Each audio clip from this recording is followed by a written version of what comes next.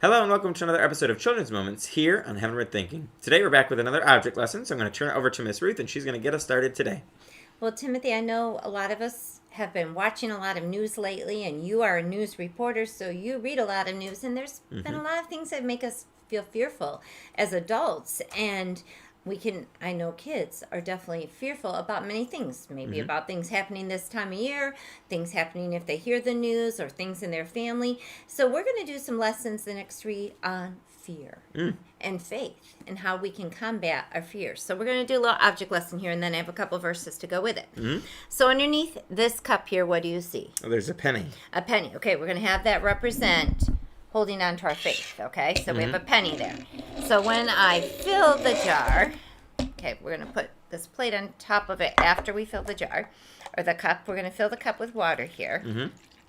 Okay, so now I want you to look from the side, not down. Do you see the penny anymore? No.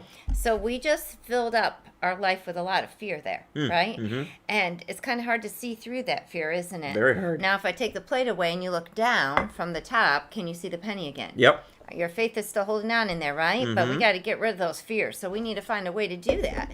So that's what we're going to be talking over the next 3 weeks. So I want to read a couple of verses to you. In Proverbs 3, verse 5, trust in the Lord with all your heart and lean not on your own understanding. I'll go into verse 6. In all your ways submit to him, and he'll make your path straight.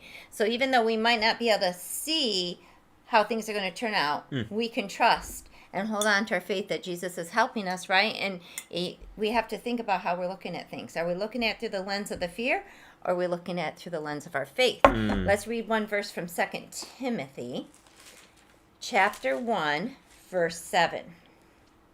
And it says, for the Spirit God gave us does not make us timid, but gives us power, love, and self-discipline. And I know in some versions, timid can also mean fearful.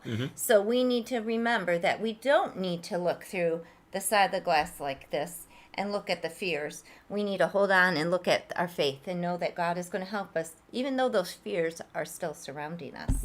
Absolutely.